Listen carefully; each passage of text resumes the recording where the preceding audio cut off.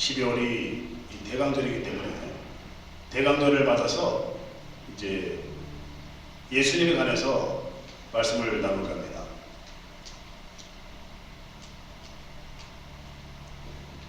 하나님은 예수님을 이 땅에 보내시기 위해서 구약에서 많은 것을 준비하셨습니다. 그래서 이 구약에 보면은 예수님의 이름을 쓰시지 않고 빛이라는 이름으로 예수님을 거론하고 있습니다.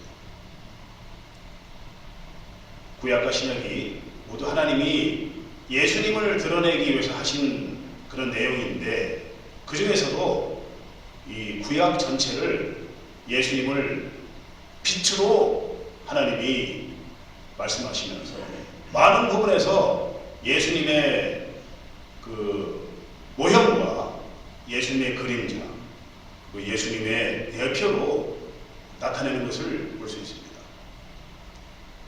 하나님이 예수님을 이 땅에 보내시기 전에 예수라는 이름을 쓰지 못하셨어요. 왜냐하면 예수라는 이름은 성모 마리아를 통하여 성육신으로 예수님이 오시고 나서야 쓰시는 이름이기 때문에 그전에는 예수라는 이름을 쓰지 않고 빛이라는 이름을 쓰고 있습니다. 그래서 창세기 1장 3절에 보면은 이 하나님께서 빛이 있으라 하심에 빛이 있었고 하나님이 보시기에 좋았더라, 이런 말씀이 나오는데, 이 창세기 1장 3절의 이 말씀 한 구절에 사실은 요한계시록 끝까지의 그 모든 것을 포함하고 있는 내용입니다. 빛이 있으라, 이 얘기는 이미 하나님께서 이 오실 예수님, 그리고 초림의 예수님, 다시 오실 재림의 예수님에 대한 모든 것을 다 포함하는 그 내용이 그 한마디에 다 들어있는 거예요. 그렇기 때문에 하나님은 빛을 만드신 겁니다. 빛이 있으라. 바로 이 세상에 대한 하나님께서 모든 것을 계획하시기 위해서 빛이 있으라, 이 말씀을 하신 것을 볼 수 있습니다. 하나님이 그래서 이 오실 예수님에 대해서 이 구약에서 어떻게 많은 준비를 하시는지, 많은 부분에서 예수님을 드러낸지를 우리가 볼 수 있어요.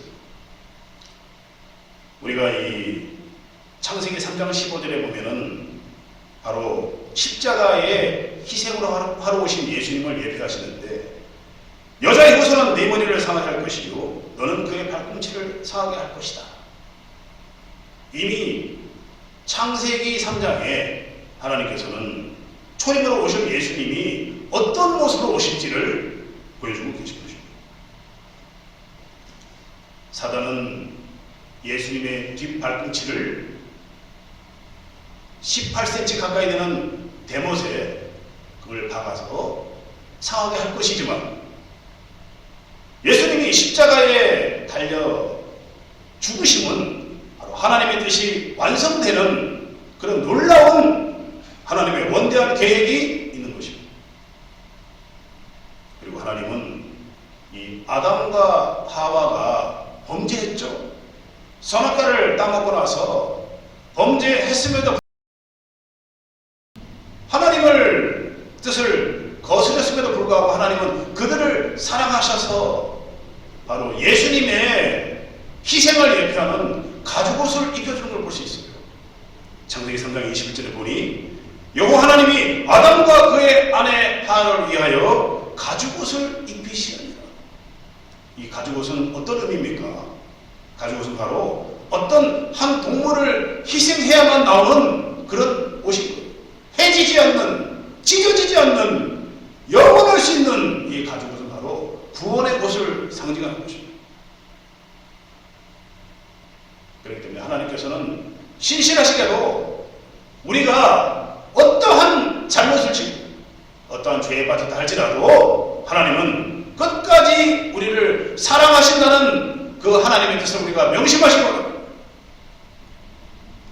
예수님이 빛으로 오실 이 내용은 어떤 내용인가요? 예수님이 빛으로 오신다는 내용은 바로 두려움에서 소망으로 바뀐다는 뜻입니다. 창세기 보면은 아담이 하나님에게 떠나고 나니까 두려워하여 숨었나이다 이런 말 했죠. 하나님의 영이 이 안에 계시면 우리는 두려움 없는 겁니다. 그러나 하나님의 영이 떠나고 나면 우리는 두려움과 막막한 세상의 염려로 갈 수밖에 없는 그런 존재예요. 예수님이 빛으로 오신다는 얘기는 바로 이 두려움이 없어지고 소망으로 바뀐다는 그런 소식인 거죠. 그리고 태초에 있었던 혼란이 아니라 희망을 뜻하는 것입니다. 그리고 어둠이 아니라 빛으로 오신다는 그런 것을 보여주는 것입니다.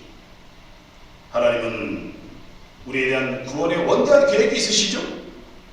그래서 이 바로 빛이신 예수님을 보내는데 예수님을 이렇게 표현하는 거예요.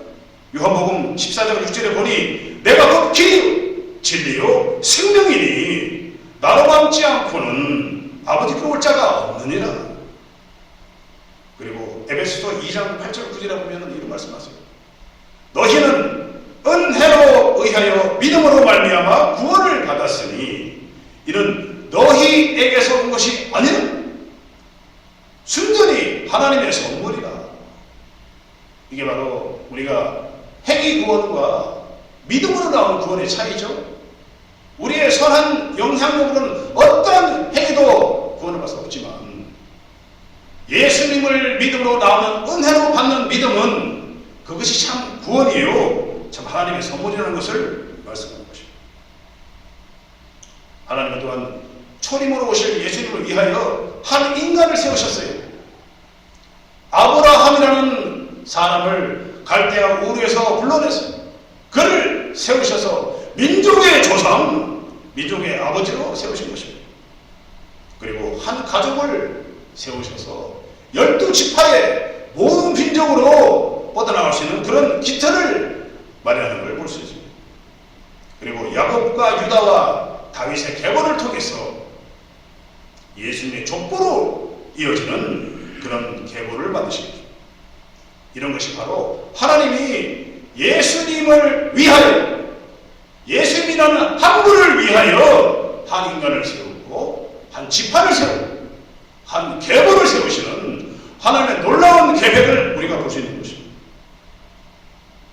그리고 하나님께서는 이사야서를 통해서 이사야서가 어떤 내용이죠? 우리가 보니 흔히 말하는 4대 복음서는 이 마태, 마가, 누가, 요한복음이지만은 이 이사야서는 구약에 있지만은 제5복음서로 통하고 있습니다. 그만큼 이사야는 예수님에 대한 얘기로 가득 차 있습니다.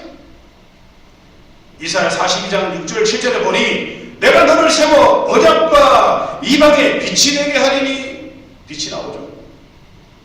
이사야 60장 1절을 보니 일어나라 빛을 발하라 이는 내 빛이 이르렀고 여호와의 영광이 내 위에 임하였느니라. 이 말씀이 신약에서 성취되는 걸 볼 수 있죠.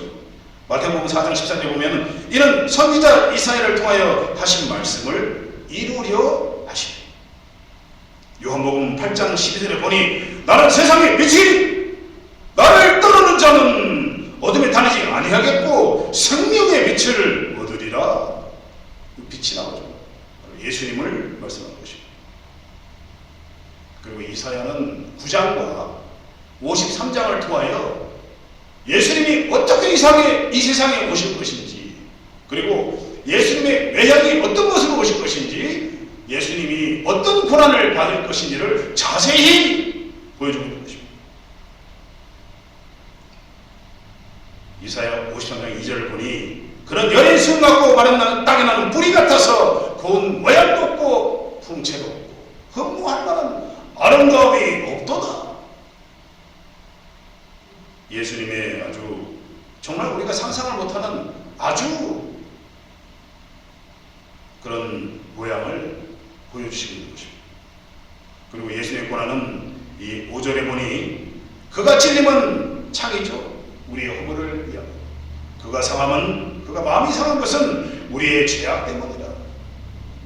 그가 징계를 받음으로 우리는 평안을 누리고 그가 채찍에 맞음으로 우리가 나음을 입었도다.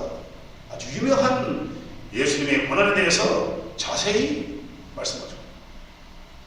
그러나 이 유대인들은 이 말씀을 받아들이고 거부하고 있죠. 지금까지.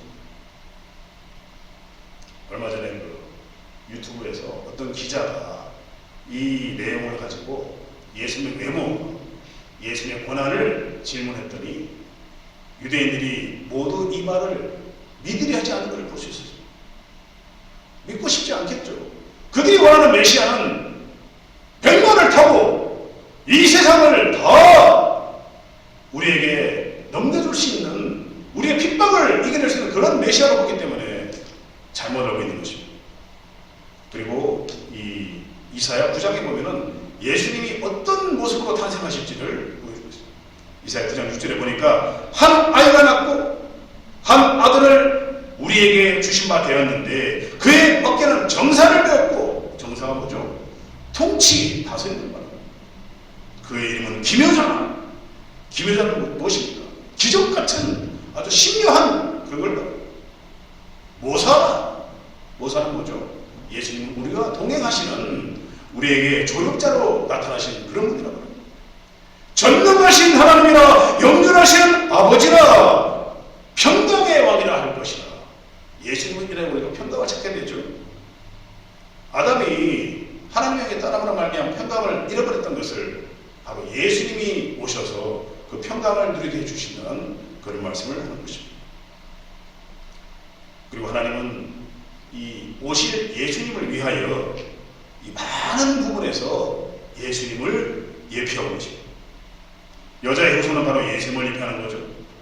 모세와 다윗은 우리의 구원자요 왕으로 오실 예수님을 예표하는 것입니다.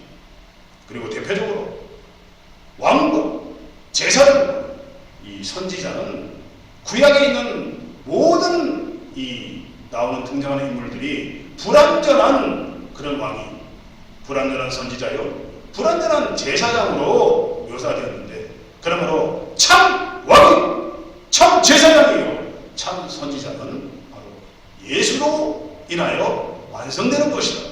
이 말씀을 보여주고 있습니다. 또한 이 구약의 율법은 완전하지 못하죠. 바로 율법에 완성하실 분 바로 예수님입니다. 이것을 바로 하나님이 드러내시기 위하여 구약의 토라, 그것도 보여주고 있는 거죠. 그리고 십자가 사건이 너무나 중요한 일이기 때문에 하나님께서 구약의 십자가 사건을 많은 곳에서 드러내고 계세요. 좀 전에 말씀드렸던 창세기 3장 15절은 바로 십자가 사건의 대표적인 사건, 예언인데 예수님의 뒤꿈치를 상징하는 것이다. 그리고 아담과 하와가 입힌 가죽으로 아브라함이 이삭을 번제로 바친 사건이 바로 십자가 시대는 말입니다. 이삭의 순종은 바로 예수님을 예표하는 거죠. 출애굽기 12장의 6월절의 어린 양, 이것도 바로 하나님이 오실 예수님을 위해서 말씀하십니다. 노뱀은 십자가의 희생을 예표하죠.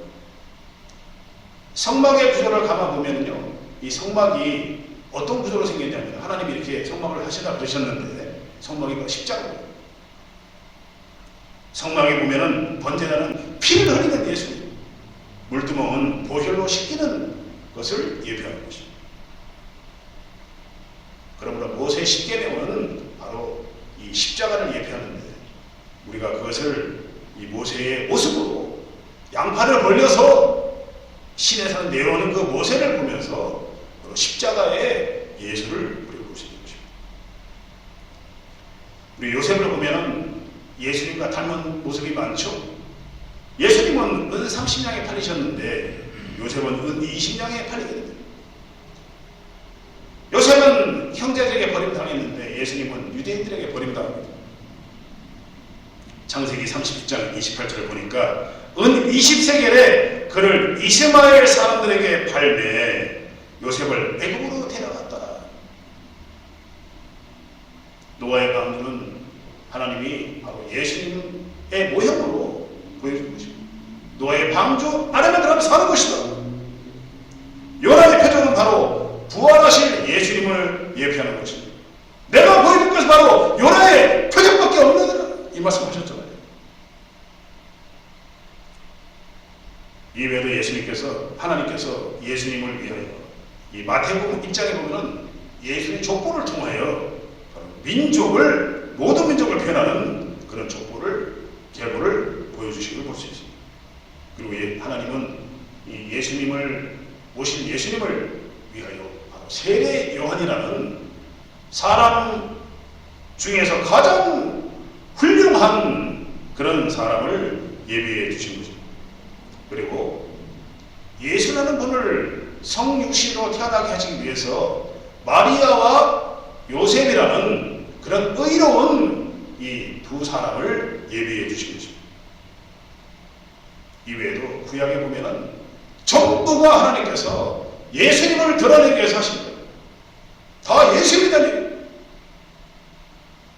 그러나 예수님의 이름은 하나님께서 성육신으로 오신 다음에 드러내시기 위해서 감춰두신 거예요. 그러므로 예수님은 빛으로 계속 묘사하신 것입니다. 구약의 빛은 바로 예수님이며 이 신약에 와서는 이 마리아를 통하여 잉태를 해야만 되는 그 이후에 바로 예수라는 이름을 갖게 되는데, 바로 예수라는 이름이 자기 백성을 죄에서 구원할 자, 임마누엘, 우리와 함께 하신다, 이런 뜻으로 예수님을 묘사하게 되는 것입니다. 우리가 이제 감사주일을 보냈는데요, 이 감사주일은 이 대감주일과 연관이 있습니다. 이 추수감사의 의미는 우리가 이 영적인 성장에 대한 감사로 표현할 수 있고, 그리고 신앙의 열매로 더 낮아지는, 성숙한 것이 낮아지는 그런 것을 우리가 볼 수 있는데, 벼가 익으면 고개를 숙이고 모든 과일은 아래로 향하게 되어 있어요. 이것은 순전히 하나님의 이 섭리입니다. 모든 과일은 아래로 향합니다. 성숙하고 익어지면은 바로 아래로 향한다는 그 의미는, 우리가 신앙적인 성숙이 이루어지면은 바로 우리의 그걸 말미암아 우리가 더 낮아지라는 그런 하나님의 메시지가 들어있는 것입니다. 우리 감사절을 맞아서 이 빛으로 오실 예수님, 이 예수님을 잘 기억하면서 우리를 영원한 천국으로 인도하실 그 예수님을 기억해야 될 것입니다. 자, 그래서 지금 잠깐 아주 귀한 이 구절을 암송을 좀 하겠는데요, 우리가 너무나 잘 알고 있는 하나님의 극진한 사랑을 보여주는 요한복음 3장 11절을 다 함께 암송해 보겠습니다. 시작. 하나님이 이처럼 세상을 사랑하사 독생자를 주셨으니 이는 저를 믿는 자마다 멸망치 않고 영생을 주려 하시니라. 아멘. 그리고 로마서 5장 8절 있죠? 자, 따라해 보시겠습니다. 우리가 아직 죄인이었을 때, 따라해 보시겠습니다. 우리가 아직 죄인이었을 때 그리스도께서 십자가에 죽으심으로 하나님이 우리에 대한 자기의 사랑을 확증하셨느니라. 아멘. 여러분, 이 이상 큰 사랑이 무엇이 있을까요?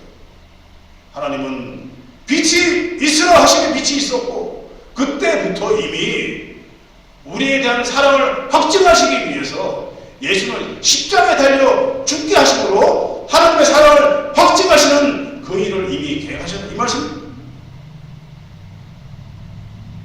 우리가 대관절을 보내면서 빛으로 오신 예수님, 희생하러 오신 예수님, 우리를 구원으로 이르기 위해서 죽으러 오신 예수님을 기억합시다. 그리고 여기서 그치지 말고 빛으로 오실 그 예수님을 기억하면서 우리가 이 많은 이들에게 이 사실을 전파해서 예수님만이 참 믿음이요 그 은혜로 말미암아